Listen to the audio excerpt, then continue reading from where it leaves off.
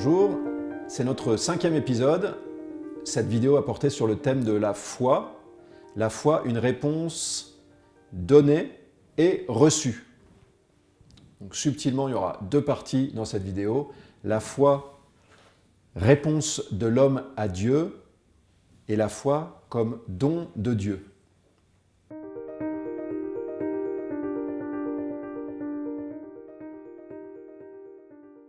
Dans la dernière vidéo, nous avons parlé de la réalité du salut. C'est ce salut qui est l'essentiel de l'annonce, de la proclamation, de l'évangélisation. Et ce salut, il est reçu dans la foi. Donc la foi, elle apparaît d'abord comme une réponse de l'homme à Dieu. Réponse de l'homme à une proclamation. C'est ce que nous dit saint Paul, c'est mon premier point. La foi, elle est réponse, réaction à une proclamation. Cette proclamation, c'est la proclamation du royaume.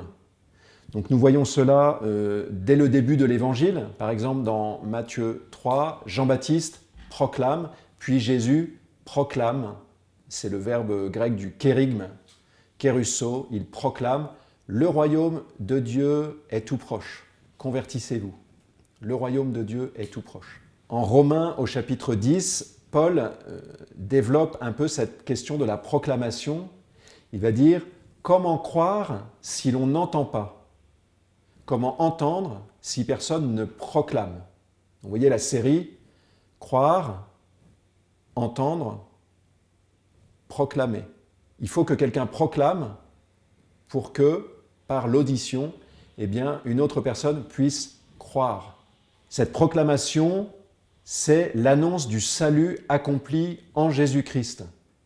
Ce que Paul ne cesse de dire dans des formules assez ramassées. Nous prêchons un Messie crucifié.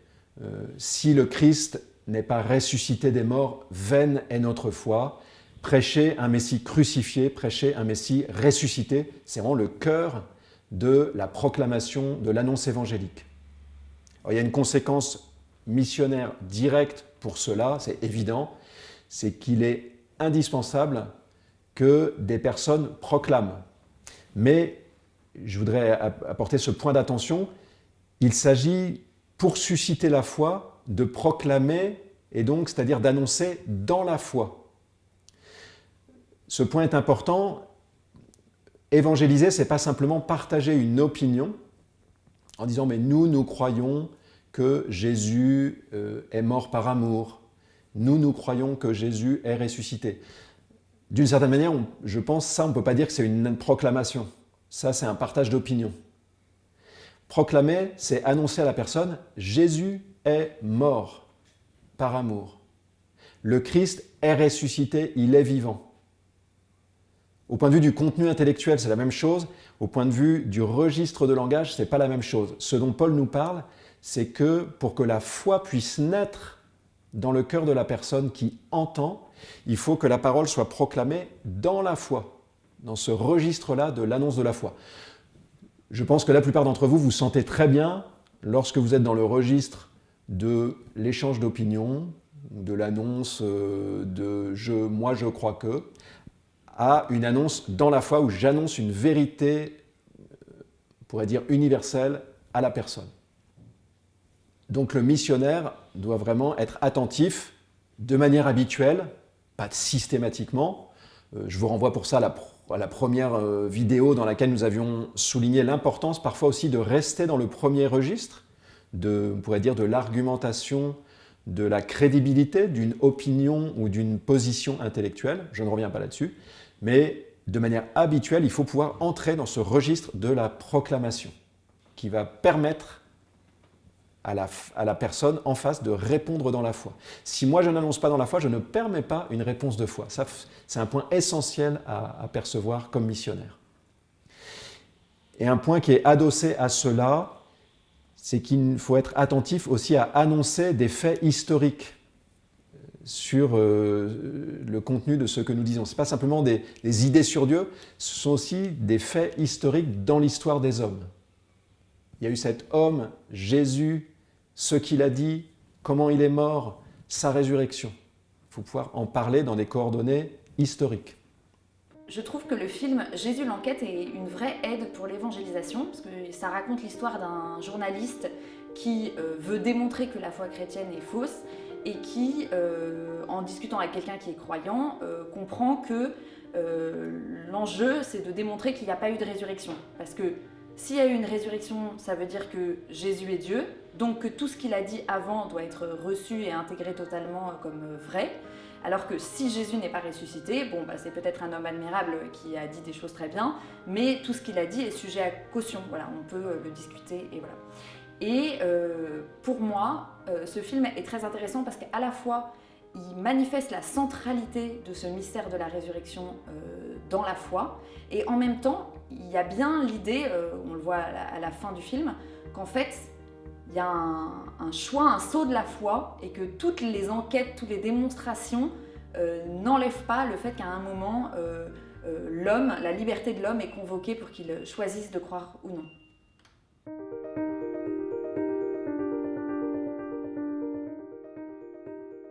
Donc nous venons de voir que la foi est l'adhésion à une proclamation. Dans un deuxième point, je voudrais montrer comment la foi n'est pas binaire, c'est pas 0 ou 1, je l'ai ou je l'ai pas. La foi, elle est aussi un dynamisme, un processus. Les évangiles l'attestent. Il y a peu de foi, il y a la foi, il y a une grande foi, selon les personnes que Jésus rencontre. Je vais plutôt m'appuyer sur la trajectoire qui se dessine dans la Torah, dans le Pentateuque. Dans le livre de la Genèse, nous voyons qu'il y a une première étape, on pourrait dire, de la foi, ou une première manière d'évoquer la foi, c'est celle d'Abraham, au chapitre 12, lorsqu'il est appelé par Dieu et qu'il répond tout de suite. Dieu lui dit « Va vers le pays que je te montrerai ». Abraham se leva et il alla. Adhésion d'Abraham, foi d'Abraham, confiance d'Abraham dans une promesse que Dieu lui fait. C'est encore plus clair au chapitre 15, où Dieu renouvelle sa promesse en lui disant « Regarde les étoiles du ciel, si tu peux les compter, ta descendance sera aussi nombreuse. » Abraham crut, et cela lui fut compté comme justice. Abraham crut dans la promesse que Dieu lui fait d'une descendance alors qu'il n'a encore rien sous les yeux et qu'il a du mal à avoir des enfants, ça ne vient pas. Foi d'Abraham dans une promesse. La foi, elle est une première manière d'en parler, c'est qu'elle est adhésion, confiance dans une promesse de don à venir. Dans le livre suivant, nous voyons dans le livre de l'Exode que le peuple qui traverse la mer est d'abord dans l'angoisse, dans l'inquiétude de la pression qu'il a de Pharaon qui est derrière lui, de cette mer qui est un obstacle devant, le peuple est comme coincé. Finalement, la mer s'ouvre, il s'avance, il traverse. Au matin, il se retourne et il voit les cadavres des Égyptiens dans la mer. Ils virent et ils crurent dans le Seigneur et en Moïse. Ils virent et ils crurent. Ils voient ce que Dieu a fait, et en voyant ce que Dieu a fait, ça fait naître en eux la foi. C'est une deuxième manière très différente de parler de la foi, c'est de nous dire la foi, elle est déclenchée par des signes d'intervention divine. Voilà une deuxième, on pourrait dire, coordonnée de la foi. Je pense que pour terminer, il faut mettre ces deux perspectives ensemble et voir comment il y a ce dynamisme de la foi. Dieu nous donne des signes, Dieu intervient pour susciter un début de foi qui nous permet d'attendre des dons à venir. Vous voyez, la foi, elle se nourrit d'actions de Dieu effectives, de dons déjà faits, mais pour que ça ouvre en nous plus de foi vers les dons futurs que Dieu va nous faire. On a ça très clairement chez un David, par exemple, qui, lorsqu'il s'attaque à Goliath, c'est pas simplement parce qu'il est qui plane un peu et qui se dit « je vais y aller, ça va marcher », ou qu'il aurait une espèce de confiance aveugle en Dieu. Non, c'est parce qu'il a fait l'expérience, quand il gardait le troupeau de son père, que Dieu était intervenu en sa faveur, et donc il a confiance que Dieu, qui a agi envers lui, va agir et faire plus encore que ce qu'il a déjà fait. Voilà ce dynamisme profond de la foi. Ça peut nous éclairer, tout ceci, pour comprendre la béatitude dont Jésus parle quand il dit « Heureux ceux qui croient sans avoir vu ». Heureux ceux qui croient sans avoir vu, en quel sens? Parce que c'est la deuxième dimension, vous voyez, c'est celle qui nous ouvre aux dons à venir. Mais Jésus n'est pas en train de nous dire qu'il n'y a rien à voir. Non, nous avons vu déjà des choses, mais la foi pour des choses que nous avons vues, des signes qui ont été donnés, elle est moins grande que la foi de ce que nous ne voyons pas encore. Donc la vraie béatitude, c'est la foi dans les dons qui arrivent, s'appuyant sur la foi fortifiée, on pourrait dire nourrie par les signes déjà reçus. Je me demande si parfois c'est pas par un abus de langage qu'on dit qu'une personne a ou n'a pas la foi, donc, ou si c'est pas un peu binaire, voilà, avec l'idée que la foi serait un objet extérieur à nous-mêmes, qu'on acquerrait, qu'on se saisirait à un moment dans notre vie et qu'il faudrait surtout pas lâcher. Le Père Marie-Eugène de l'Enfant Jésus dit que la foi c'est l'escalier secret qui descend dans le cœur. Et je me demande si dans l'évangélisation on n'est pas invité à descendre avec les personnes dans cet escalier secret à partir de la marche où on pressent qu'elles sont, plutôt que de leur donner à voir la foi comme un contenu dont elles doivent se saisir et qui leur serait totalement étranger.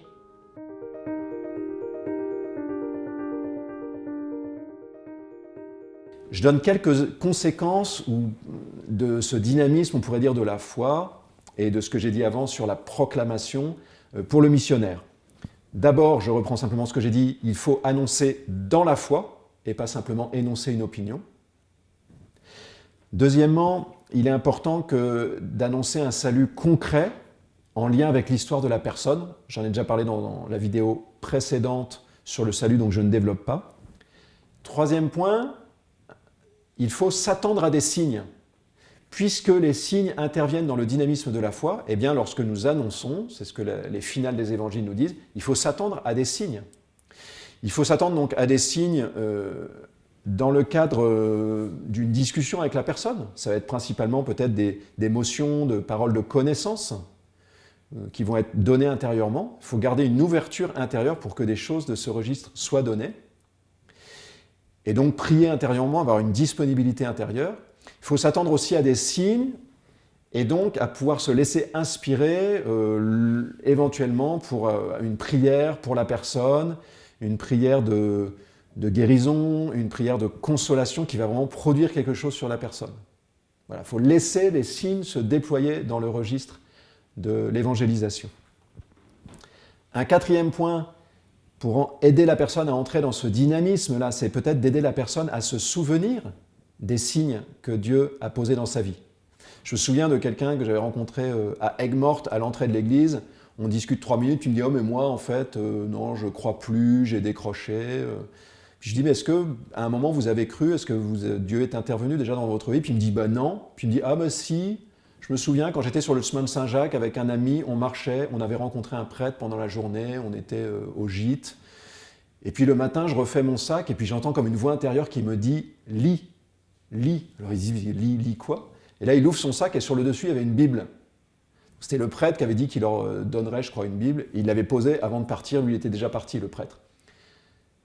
Je ne sais pas si vous voyez, le type, il dit non, Dieu n'est jamais intervenu dans ma vie. Et après, il vous raconte une expérience à la Saint-Augustin. Il a une voix intérieure qui lui dit lis. Il lève son sac, il y a une Bible. Le type avait oublié ce signe, quand même éminent, assez fort, consistant, de l'action de Dieu. Donc voilà, dans l'évangélisation, parfois pouvoir laisser revenir à la mémoire des personnes les signes qu'ils ont reçus. Et puis enfin, pour pouvoir témoigner de ce dynamisme de la foi, il est bon que nous-mêmes, vous voyez, comme disciples, nous fassions mémoire de manière habituelle, voilà, de ces signes donnés et de la puissance de ce dynamisme. Je me souviens d'une conversation avec une de mes collègues qui me disait qu'elle avait vraiment le désir d'avoir la foi, qu'elle était presque prête à entrer dans une secte pour pouvoir croire à quelque chose, appartenir à un groupe, etc. Et je pense que ces mots sont en fait révélateurs d'une idée que la foi, ça se reçoit totalement passivement, comme si la liberté de l'homme n'était pas convoquée, comme s'il n'y avait pas un choix quand même de l'homme de croire.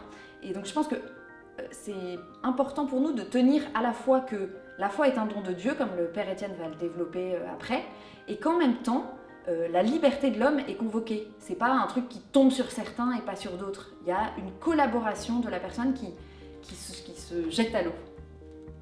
Donc nous venons de réfléchir sur la foi comme réponse de l'homme à Dieu, à la proclamation du royaume. Dans une deuxième partie, je voudrais développer comment nous voyons aussi que la foi est un don de Dieu. Un premier point, ce sera de dire, pour reprendre les mots de Saint Jean au chapitre 6, la foi, c'est l'œuvre de Dieu.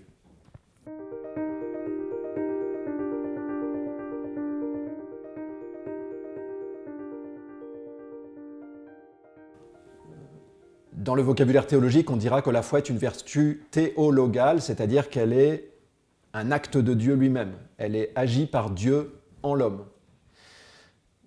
Saint Jean, donc au chapitre 6, le dit autrement, c'est Jésus qui dit « L'œuvre de Dieu, c'est que vous croyez.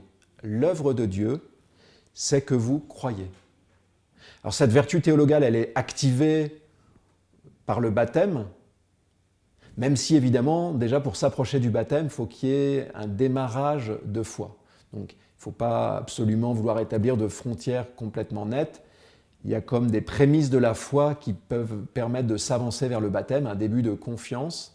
Et puis, par le baptême, eh bien, cette foi, elle va vraiment pouvoir se mettre en œuvre et se déployer avec ce dynamisme dont nous avons parlé précédemment.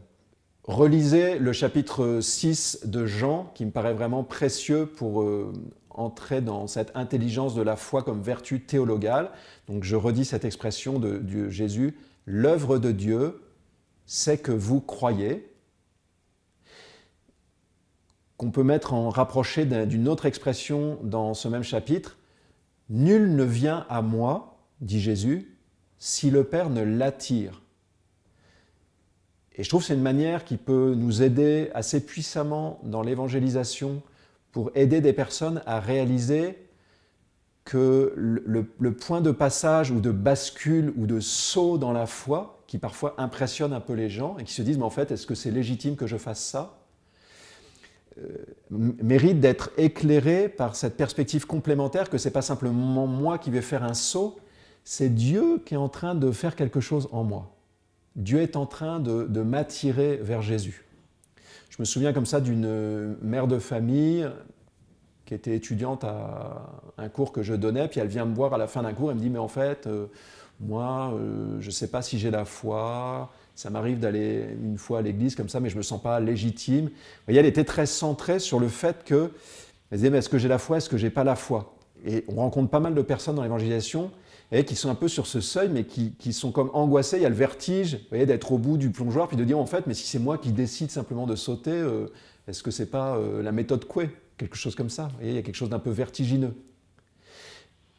Et là, j'ai sans doute une notion spirituelle, évoqué ces phrases-là de Saint Jean, hein, « Nul ne vient à moi si le Père ne l'attire ». Quand j'ai prononcé cette phrase-là, j'ai vu quasiment à l'œil, elle s'est détendue, il y a quelque chose, elle a été touchée en fait par cette parole, c'est venu éclairer exactement, je pense, quelque chose qu'elle attendait, une espèce de révélation, que ce n'était pas simplement elle qui était sa décision subjective, qui peut donner le vertige, mais que c'était Dieu qui était en train de produire quelque chose en elle. Et donc, vous voyez, de consentir à cette action de Dieu, ça fait en fait entrer dans la foi. Ça permet ensuite je dirais, de dire oui complètement. Parce que tout à coup, je réalise que oui, Dieu est déjà en train d'agir. Donc je ne suis pas tout à coup en train de poser Dieu, je réalise qu'il est en train d'agir.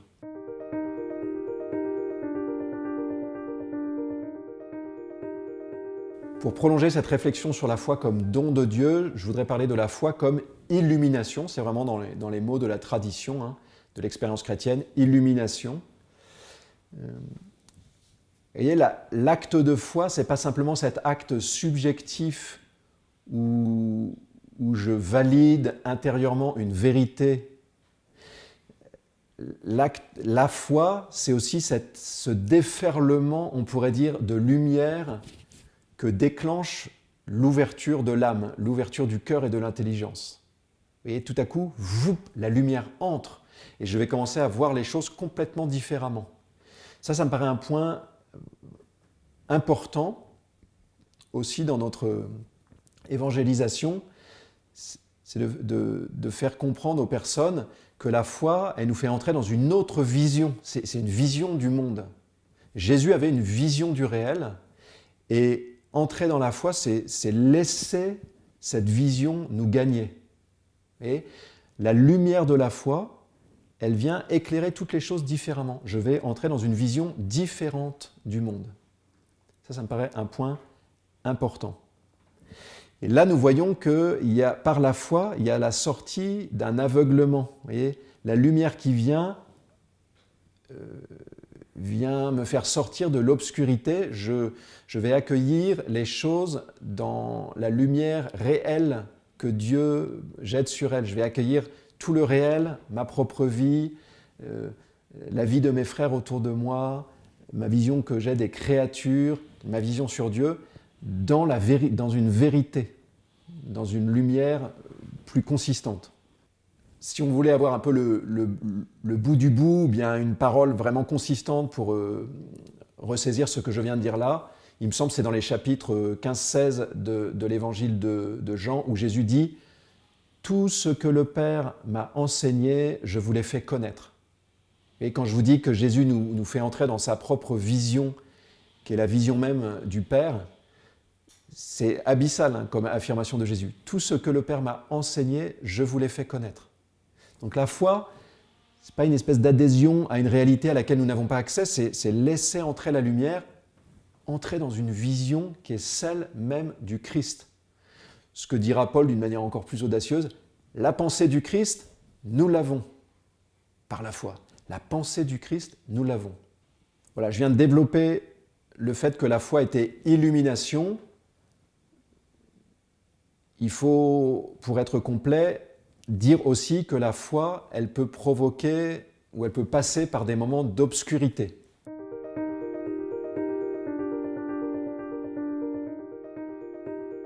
De même que lorsque j'entre ou je me prends un spot dans la figure, tout à coup je ne vois plus rien, de même cet afflux de lumière peut être vécu subjectivement comme une forme d'entrée dans la nuit, pour reprendre les mots de la tradition spirituelle. Il faut vraiment apprendre à vivre avec cela, ces alternances de illumination et puis de nuit.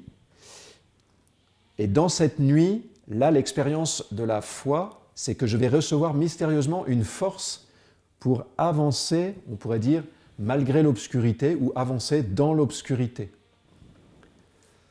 En ce sens, la foi n'est pas une pure progression linéaire de plus en plus lumineuse. Il y a des variations, il y a des alternances, plus de lumière, mais aussi plus d'obscurité selon les moments. Il faut vraiment consentir à cela, ça nous est clairement dit dans les évangiles.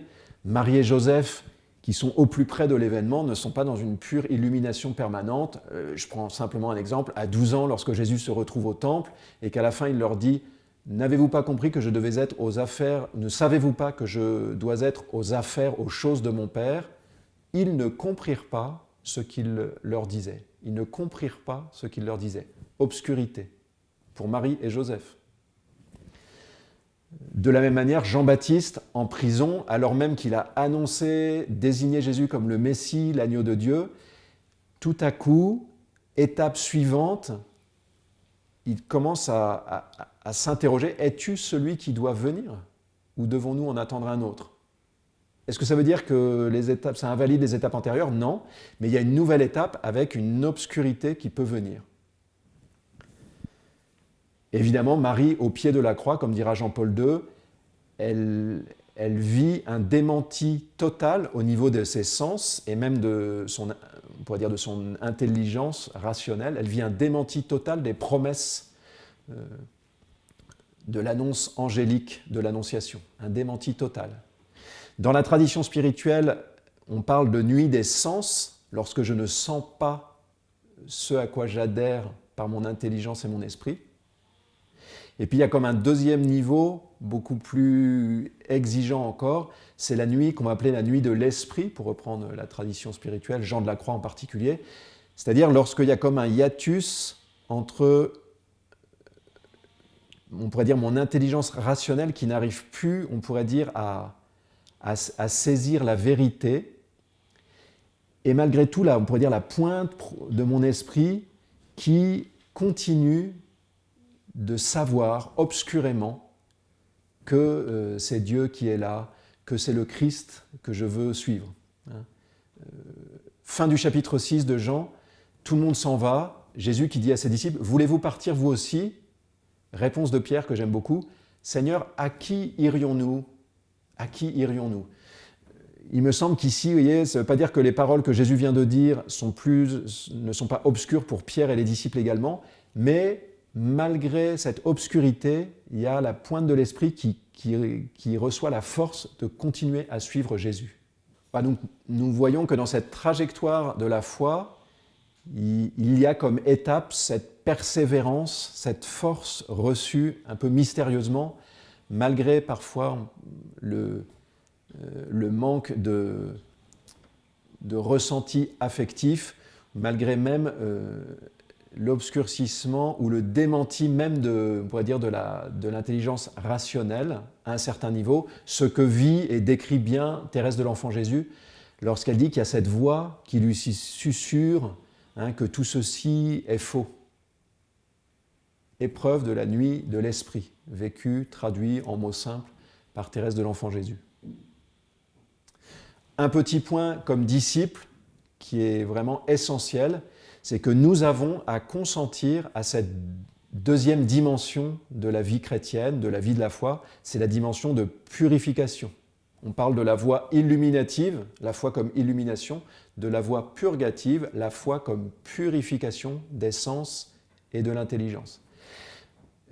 Il est évident que nous n'aimons pas ça, entrer dans cette purification. Vraiment, il faut demander la grâce de ne pas fuir en fait, cette souffrance-là, cette étape de la purification. Sinon, nous restons, voyez, à des étapes, nous n'avançons pas dans les étapes de la progression spirituelle parce que nous voulons éviter cet inconfort de la purification de nos sens et de notre esprit. Voilà comme disciple. Et puis comme missionnaire, il me paraît important de pouvoir rendre compte, en y consentant, ce que je viens de dire, de pouvoir rendre compte de l'aspect obscur aussi de la foi. Et ça va aider énormément de personnes qui s'imaginent que la foi, elle est purement lumineuse et qui restent en deçà parce qu'elles disent, comme pour moi, tout n'est pas évident, comme je ne signe pas à tout, que je n'adhère pas en bloc à tout, et bien du coup, je ne peux pas faire ce pas de la foi. Nous connaissons tous des personnes, nous en rencontrons sans arrêt dans l'évangélisation, qui au fond sont comme en retrait de ce saut dans la foi, parce qu'elles projettent sur nous uniquement la dimension de pure illumination, sans problème. Voilà, j'ai zéro flottement intérieur. Si nous arrivons à rendre compte de la dimension plus obscure de la foi, je pense que nous allons aider énormément de personnes. Donc vous voyez que les choses se tiennent. Consentir à la purification, c'est aussi pour le salut de mes frères à qui je vais pouvoir témoigner que la foi, ce n'est pas uniquement une espèce de pure clarté intellectuelle. Pour rebondir, je voudrais vous parler de ma rencontre avec Catherine, qui était une femme d'une 50aine d'années, qui m'exprimait son agacement vis-à-vis des catholiques, parce qu'ils prétendent avoir des réponses à toutes les questions et tout savoir mieux que tout le monde. Et donc, il y avait un peu l'idée, qui je pense est partagée par beaucoup, que le dogme, en fait, une manière de répondre simplement et basiquement à des questions qui sont en fait très complexes. Et de cette réflexion de cette femme, j'ai réalisé que je pense que dans l'évangélisation, nous aiderions mieux les personnes que nous rencontrons en manifestant à quel point certaines questions sont complexes, mystérieuses, même si on peut apporter l'éclairage de la révélation, qu'en donnant des réponses un peu faciles, toutes faites, qui en fait ne rentrent pas dans la réalité de ce que vivent les gens.